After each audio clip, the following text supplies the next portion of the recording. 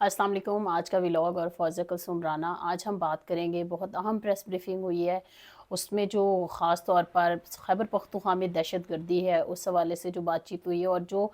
कहा गया है कि जिस तरह से अली अमीन गंडापुर का जाना था और नए वज़ीर आला की जो नामज़दगी है, साफ़ नज़र आ रहा है कि उस पर तहफ़्फ़ुज़ात हैं। पहले तो हमें नज़र आया कि मुख्तलिफ़ सियासी जमातों के जो रहनुमा थे वो तनकीद करते पाए गए कि क्या जो सूबा है वो बच्चे के हवाले कर दिया जाएगा, और ये नामज़दगी जो है उस पर तनकीद की जा रही थी। लेकिन आज जो DGI-SPR ने प्रेस ब्रीफिंग की है उसमें ये नज़र आया है कि पुष्पनाही की जा रही है दहशतगर्दों की, और ये कहा जा रहा है कि इनसे बातचीत की जाए। बताया गया कि जिस तरह से APS अटैक के बाद से 20 पॉइंट्स का जो agenda nap national action plan जो है वो तरतीब दिया गया था, जिसको फिर रिवाइज़ किया गया और अब उसके 14 पॉइंट्स हैं, फिर 3 ऑप्शंस भी दे दी गई। इस सारे को अगर हम वो कहते हैं ना सम अप करें आज की जो टॉक थी, तो उसमें हमें ये भी नज़र आया कि जो सवालात उठे ख़ास तौर पर जो फॉर्मर DGI हैं, जनाब फैज़ हमीद, उनके ट्रायल के हवाले से, जिस पर वाज़ेह जवाब दिया गया कि फ़ौज का जो एक सिस्टम है ख़ास तौर पर अकाउंटेबिलिटी का, उसमें एक ड्यू प्रोसेस है जिसमें लॉयर का राइट भी दिया जाता है, क्योंकि इस तरह की बहुत सारी क्यासराइयाँ हो रही थी मिलिट्री कोर्ट्स के हवाले से ख़ास तौर पर।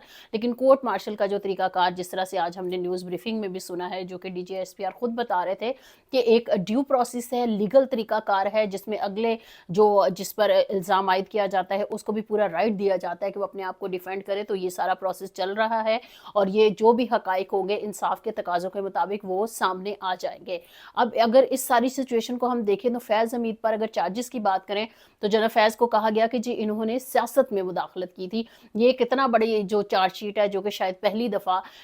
किसी फ़ौजी पर लगाई गई और फिर अगर कोर्ट मार्शल का हिस्सा बनाया गया, और देखते हैं कि इसका क्या नतीजा निकलता है। क्योंकि आज सहाफ़ी थे, उसमें इस्लामाबाद के जर्नलिस्ट भी शामिल थे, खैबर पख्तूनख्वा के जो नामवर मीडिया हाउसेज़ हैं वहाँ के जर्नलिस्ट भी शामिल थे, और जर्नलिस्ट ने बड़े खुलखुला के वहाँ पर जो सवालात किए ख़ुसूसी तौर पर। तो जहाँ पर एक चीज़ पे सबसे ज़्यादा बहस हुई पूरी प्रेस ब्रीफिंग में, दहशतगर्दी का खात्मा और काउंटर टेररिज्म के लिए जो स्ट्रैटेजी है पाकिस्तान की, वो कितनी मौसर है, क्या होनी चाहिए, उसके लूप होल्स क्या हैं। ख़ास तौर पर जो बात हुई थी, जहाँ बैड गवर्नेंस है वहाँ पर दहशतगर्दी ज़्यादा है। अब एक सवाल ये भी हुआ कि अगर सिंध में और पंजाब में जिस तरह से ब्रीफिंग में बताया गया कि यहाँ पर गवर्नेंस बेहतर है, तो इस वजह से यहाँ पर दहशतगर्दी नहीं है। तो फिर अगर देखा जाए, जैसे सिंध में पाकिस्तान पीपल्स पार्टी की गवर्नमेंट है, तो उन्हीं की गवर्नमेंट तो बलूचिस्तान में भी है, लेकिन बलूचिस्तान में हमें हालात और नज़र आते हैं। तो क्या वजह है कि अगर पाकिस्तान पीपल्स पार्टी जो है वो अपनी गवर्नेंस बेहतर दिखा रही है सिंध में, और वो बलूचिस्तान में क्यों नहीं दिखा पा रही है? ये एक बहुत बड़ा सवाल है। अब दूसरा सवाल रह गया कि जो खैबर पख्तूनख्वा है, जिसके हवाले से आज सारी ये टॉक्स हुई हैं, और नूर वली महसूद जो हैं उन TTP के रहनुमा, उनको पाकिस्तान ने टारगेट करके जो अफगानिस्तान में निशाना बनाया है।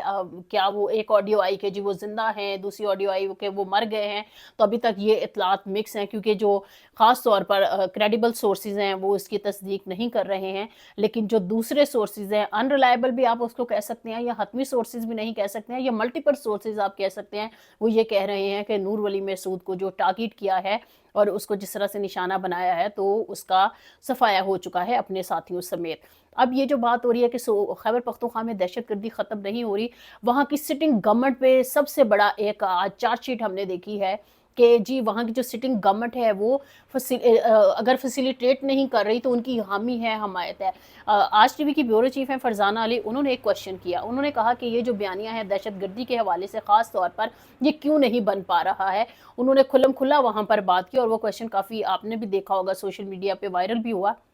उन्होंने बिल्कुल हकाइक पर मबनी वहाँ पर वो बात की कि जिस तरह से दहशतगर्दी के खात्मे के हवाले से, क्योंकि कल जब ख्वाजा आसिफ ने असम्बली में बात की थी कोलेट्रल डैमेज के हवाले से, और ये बात हो रही थी कि किस तरह मुमकिन है कि अगर किसी को, हमें फॉर एग्जांपल किसी के घर में कोई किसी का आना जाना, या किसी के कोई मोहल्ले में रहता हो, उनको मालूम भी ना हो कि ये दहशतगर्दों का सहूलतकार है, या ये किसी किस्म की मशकूक सरगर्मी में मुलविस है, या फिर ये हमायती है उन शिद्दत पसंदों का जिनको हम खारजी भी कहते हैं, फितनतुल हिंदुस्तान के नाम से भी पुकार रहे हैं। तो ऐसा कैसे मुमकिन है कि किसी को उससे सलाम दुआ या रवाबित या मोहल्लेदारी होने की बिना पर आप उसको कोलैटरल डैमेज की जब हम बात करें जी, फिर किसी को भी नुकसान जो है वो उठाना पड़ सकता है, तो उसको निशाना बना दिया जाएगा। ये एक बहुत बड़ा सवालिया निशान है, क्योंकि हमने देखा है खैबर पख्तूनख्वा में जितने भी इस किस्म के अटैक हुए हैं, चाहे कि जो हमने देखा है कि फ़िज़ाई हमले किए गए हैं, ड्रोन अटैक किए गए हैं, मार्टर गोले मारे गए हैं, उसमें जो बच्चे जान की बाजी मतलब हार गए, बच्चों की डेथ्स हुई हैं, उसमें बड़ों की, औरतों की, اور اس میں دیکھا ہے کہ جو گورنمنٹ نے, جو فرزانہ علی نے بھی ذکر کیا اپنے سوال میں, کہ پھر اس کو کیا کیا گیا کہ ان کو کمپنسیٹ کیا گیا گورنمنٹ کی طرف سے, جو کہ خاص طور پر دہشت گردی کے افیکٹس والا جو فنڈ ہے وہی استعمال ہوتا ہے. تو آپ یہ دیکھیں کہ پھر شہید مرنے والا ہے یا مرنے والا مرتے ہوئے مر گیا تو وہ شہید ہو گیا. یہ ایک وہ کنفیوژن ہے کہ جو شاید لوگ سوچیں گے کہ کیوں اس پہ بات, تو یہ تو واضح طور پر ہے. پھر جو ہے فیلڈ مارشل عاصم منیر, ان کا ایک ویڈیو پیغام بھی اس ساری بریفنگ میں سنوایا گیا. اس میں بھی بتایا گیا جس طرح سے انہوں نے کہا کہ اگر آپ ریاست کے لیے کام کر رہے ہیں تو آپ حق پر ہیں, کیونکہ ریاست بالکل کلیئر ہے یہ جو دہشت گرد ہے. کیونکہ پولیس لائنز پر جو اٹیک ہوا تھا اس کے بعد جو فیلڈ مارشل آرمی چیف ہیں سید عاصم منیر, وہ وہاں پر گئے تھے, انہوں نے گفتگو کی تھی, اور آج خاص طور پر اس بریفنگ میں ان کے اس کلپ کو بھی حصہ بنایا گیا. اب اس ساری سچویشن میں خیبر پختونخوا کے جو صحافی تھے انہوں نے جس طرح سے سوالات کیے, کچھ کے سوالات کے جوابات ملے, کچھ کے نہیں ملے. خاص طور پر نور ولی محسود والی بڑے ٹرک سے جو D G S P R انہوں نے جواب دیا, لیکن انہوں نے واضح کر دیا کہ جو پاکستان پر خاص طور پر کسی قسم کی بھی دہشت گردی کی کارروائیوں میں ملوث ہوگا اس پر زیرو ٹالرنس ہے. کیونکہ آج ہم نے دیکھا ہے کہ جو کہ شفقت ہیں, ترجمان ہیں دفتر خارجہ کے, انہوں نے کہا انف از انف. پاکستان یہ جو انف ہے یہ پاکستان کے عزم کا عکاس کر رہا ہے. اور آج ہی ہم نے دیکھا ہے کہ جو طاہر حسین ہے ان کو نیا ترجمان دفتر خارجہ بھی بنایا گیا ہے. تو جو آج تک کے جو ترجمان تھے انہوں نے جس طرح سے گفتگو کی اور اس ساری چیز کو سوشل میڈیا پر بھی یہ ساری چیز زیر بحث آئی. تیسرا اہم دہشت گردی کے ساتھ ساتھ جو ایک نقطہ تھا جو کہ بات چیت کے بارے میں اچھی خاصی تنقید ہوئی, اور بار بار یہ کہا گیا کہ ان سے کیوں بات کریں, کتنی بات چیت کریں, بہت ہو گیا, ہم نے بہت بات چیت کر لی. تو اگر دیکھا جائے اسرائیل اور یہ ایران کی کشیدگی میں حل کس سے نکلا؟ بات چیت سے. پھر ہم نے دیکھا کہ حماس کو, حالانکہ اس سے پہلے بہت زیادہ کرٹیسائز کیا جا رہا تھا جو بھی سچویشن ڈیولپ ہوئی ہے, تو اینڈ کیا نکلا کہ ٹاکس ہوئی ہیں دوحہ میں, قطر نے فیسیلیٹیٹ کیا ہے, اور اس میں امریکہ, اسرائیل اور حماس کی جو بات چیت ہے اسی کے نتیجے میں بارگین ہوئی ہے. جو مغویوں کو منگل تک جو ہے ایک تبادلہ جو ہے وہ شروع ہو جائے گا, جنگ بندی ہو گئی ہے, غزہ میں لوگوں کی مدد اور ان کا خیال کیا جائے گا. یہ ساری سچویشن میں, اب اس ساری سچویشن میں اگر ورلڈ وار 1 کی بات کریں, 2 کی کریں, یا پھر اب جو ساری کشیدگیاں بنی ہوئی ہیں, اتنی ساری جنگیں رکوانے کا جو کریڈٹ ہے وہ صدر ٹرمپ بھی لیتے ہیں, تو وہ بھی کہتے ہیں جی میں نے فون کیا, میں نے بات کی تو جنگ رک گئی. ایون کہ انڈیا اور پاکستان کی جنگ بھی ٹرمپ کہتے ہیں کہ میں نے بات کی تو وہ رک گئی. تو یہاں پہ امپورٹنٹ کیا ہے؟ بات چیت. تو میرے خیال میں ٹاکس کے دروازے کبھی بھی بند نہیں کرنے چاہیے. جس طرح سے آج D G S P R نے کیٹاگوریکلی کہا کہ ہم نے ہمیشہ انگیج کیا ہے, پوری دنیا انگیج کرتی ہے, تو ابھی آپ کو میرے خیال میں انگیجمنٹ میں یا بات چیت میں آپ کو یہ نہیں, بیزاری کا اظہار نہیں کرنا چاہیے. آج کافی اگریسو قسم کی یہ پریس ٹاک تھی جس میں یہ واضح طور پر بتا دیا گیا کہ شاید اب بات چیت کا دروازہ بند ہو گیا ہے, انف از انف ہو گیا ہے. لیکن میرے خیال میں اگر ہم نے 1979 سے لے کر اب تک افغانیوں کی میزبانی کی ہے, اور اب اگر آ کر خواجہ آصف ان کو نمک حرام کہے یا کوئی اور کہے, آپ یہ دیکھیں کہ پاکستان نے جس طرح سے اگر مواخات مدینہ کو اگزامپل بناتے ہوئے, ان کو بھائی چارے کی مثال دیتے ہوئے اگر یہاں پر رکھا تھا, تو دوسری سائڈ پر بھی سوچنا چاہیے. افغانی پاکستان پر یہ بھی بلیم پھر لگاتے ہیں کہ یہ جو سارا افغان جہاد تھا جو کہ امریکہ نے امپورٹ کیا تھا, اور جس طرح سے تربیت فراہم کی گئی تھی, تو وہ بھی ہم افغانستان کی سوسائٹی نے سہا ہے. اینی ویز, اگر ہم یہ بلیم گیم میں پڑ جائیں گے تو پھر میرے خیال میں کوئی نتیجہ نہیں نکلے گا. لیکن اگین جس طرح سے عمران خان کا نام تو نہیں لیا گیا واضح طور پر, لیکن جو کوشچنز ہوئے اس میں جس طرح سے بات چیت ہوئی, اور واضح طور پہ کہا گیا کہ آج کون سپورٹر ہے طالبان کا, وہ گڈ طالبان بیڈ طالبان والی ڈیبیٹ دوبارہ سے آ گئی, اور پھر ان سے بات چیت ہونے چاہیے. تو جو 4 سال پہلے, 2 سال پہلے, 6 سال پہلے, اب کون ہے؟ اور اس قسم کی حکومت, اس قسم کی سیاست, اس قسم کی لیڈرشپ جو ہے وہ برداشت نہیں کی جائے گی. لیکن اگر پاکستان میں جمہوریت رائج ہے, اور جمہوریت میں جمہور کا فیصلہ ہے, اور جمہور کے ووٹ سے حکومت بنے گی, اور وہی جمہوری حکومت کہلائے گی, تو میرے خیال میں پھر جو پاکستان کا صوبہ خیبر پختونخوا ہے, جس کو سب سے زیادہ بلیم کیا جاتا ہے کہ وہاں پر سہولت کاری ہے, وہاں پر دہشت گردی کو جو ہے فیسیلیٹیٹ کیا جاتا ہے, کیونکہ ہم نے دیکھا ہے آپریشن راہ راست ہو, راہ نجات ہو, آپریشن ضرب عضب ہو, یا پھر ابھی رد الفساد ہو, تو رد الفساد کے تحت سہولت کاروں کا جو خاتمہ ہے, اور جو خاص طور پر نیب کو ریوائز کیا گیا تھا, اس کے جو 14 پوائنٹس ہیں اس پر عمل درآمد. لیکن آج تو واضح طور پر نظر آئے جس طرح سے اگر عمران خان کو اکیلے بلیم کر دیا جائے. اور پھر ایک اور بڑی دلچسپ بات یہ بھی ہوئی کہ عمران خان نے ٹاکس انیشیٹ کی تھی, وہ چاہتا تھا ان سے بات چیت کی جائے. اور اگر دیکھا جائے تو عمران خان کی یہ ایک کنٹینیوس پالیسی ہے. ایسا نہیں ہے کہ عمران خان ابھی اگر اڈیالہ جیل میں چلا گیا تو وہ کہہ رہا ہے کہ جو ساری کشیدگی ہے, یہ شدت پسندی ہے, عسکریت پسندی, اس کا حل جو ہے وہ بات چیت سے نکالا جائے. ڈے 1 سے جب سے وہ پالیٹکس میں انٹر ہوئے ہیں, طالبان کے حوالے سے یا پھر دہشت گردی کے حوالے سے ان کا یہ موقف ہے کہ یہ جو گروپس ہیں ان کو قومی دھارے میں لایا جائے، ان سے بات کی چیت کی جائے، ان کے تحفظات دور کیے جائیں، کیونکہ فار ایگزامپل جب کسی کی ایک دفعہ برین واشنگ، چاہے وہ مذہب کے نام پر ہو، اکانومی کے نام پر ہو، گھریلو مسائل، سماجی ایشوز، کوئی بھی آپ ایشو لے لیں، تو آپ کیسے کہہ سکتے ہیں کہ آپ ایک ریموٹ کنٹرول دبائیں گے اور پھر اس کی جو برین واشنگ ہے وہ ختم ہو جائے گی؟ تو میرے خیال میں یہ جو بات کی گئی ہے کہ یہ ٹاکس کے حامی وہی تھے، طالبان کو انہوں نے ہی بسایا ہے خیبر پختونخوا میں، تو جس پر صحافیوں نے بھی سوالات کیے کہ جناب فیض کا پھر کیا رول تھا، اور اگر جو ریاست کی ڈیفینیشن جس طرح سے دی D J S P R نے کہ جو حکومت ہوا کرتی ہے اور وہ سب اس وقت کی مقتدرہ اور حکومت مل کر ریاست بنایا کرتے ہیں، تو اگر ریاست کی اس وقت پالیسی یہ تھی، پہلے یہ تھی کہ اگریسی پالیسی ہے، ہم نے بات چیت نہیں کرنی، پھر ایک ریاست کی یہ پالیسی آئی کہ بات چیت کرنی ہے، تو پھر سوچنے کی بات یہ بھی ہے کہ عمران خان کیا اتنا پاورفل وزیر اعظم تھا کہ عمران خان تنہا یہ فیصلہ کر لیا کرتا تھا کہ اب ٹاکس کرنی ہے تو پھر ٹاکس ہو جاتی تھی، اب ٹاکس نہیں کرنی ہے تو اب ٹاکس نہیں ہوگی؟ اور اگر ایسا ہے عمران خان اکیلے ذمہ دار تھا، تو پھر کیا جناب فیض کا جو کورٹ مارشل ہے وہ صرف سیاسی مداخلت کی بنا پر ہو رہا ہے؟ کیونکہ یہ تو بہت ایک آئیڈیل سچویشن پاکستان میں جمہوریت کی ہو جائے گی کہ اگر آرمی کا رول کانسٹیٹیوشن کے مطابق پالیٹکس میں نہیں ہے، اور اگر کسی قسم کی انٹرونشن کسی بھی عہدیدار کی آرمی کے ملتی ہے سیاست میں، تو اس کا پھر کورٹ مارشل ہو سکتا ہے، یہ تو ہمیشہ کے لیے راستے بند ہو جائیں گے۔ لیکن ظاہر ہے معاملہ اتنا سادہ نہیں ہے کہ جو جناب فیض ہیں ان کا کورٹ مارشل جو ہے وہ صرف اور صرف جو ہے اس بات پہ ہو رہا ہے کہ انہوں نے سیاست میں مداخلت کی ہے، جو کہ پی ایم ایل این بھی ان پر الزام سر عام عائد کرتی ہے کہ انہوں نے فیسیلیٹیٹ کیا پاکستان تحریک انصاف کو، عمران خان کو، بلا بلا بلا، وہ پوری چارج شیٹ آپ کو معلوم ہے۔ اب اگر یہ ٹاکس کے حوالے سے اتنا پاکستان کا اناف از اناف آیا ہے،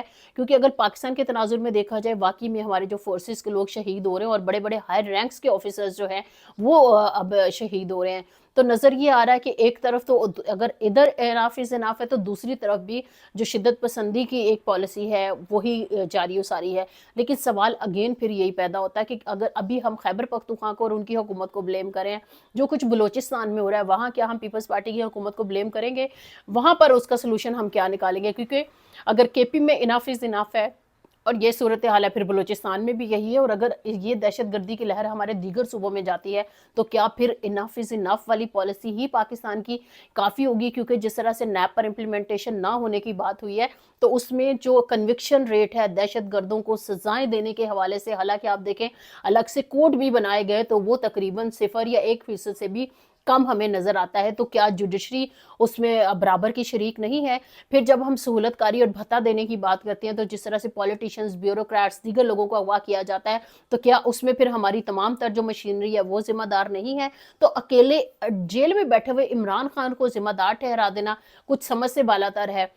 ہو سکتا ہے کہ اس پہ بھی بحث ہو رہی ہے کہ اور سوال بھی اس پہ کیا گیا کہ جو نئے وزیر اعلیٰ نامزد کیے گئے ہیں ان کا تعلق فاٹا سے ہے، اور عمران خان جو ہیں وہ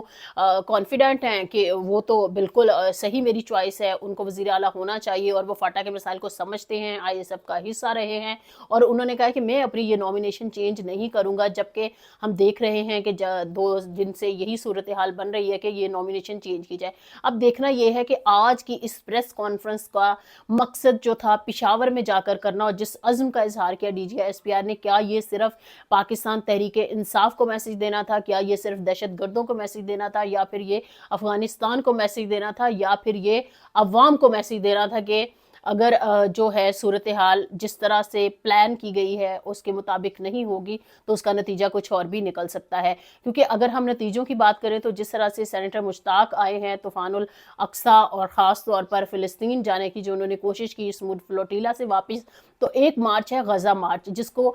پورا کرنے کی کوشش کی جا رہی ہے، لیکن کیا ہے کہ جو تحریک لبیک پاکستان ہے ان کو اجازت نہیں مل رہی ہے کہ وہ یہ غزہ ملین مارچ جو انہوں نے اناؤنس کر رکھا ہے، اور ان کا کہنا ہے کہ ہم لاہور سے اسلام آباد جائیں گے۔ ویسے انہوں نے پہلے اعلان کیا تھا کہ ہم فیض آباد سے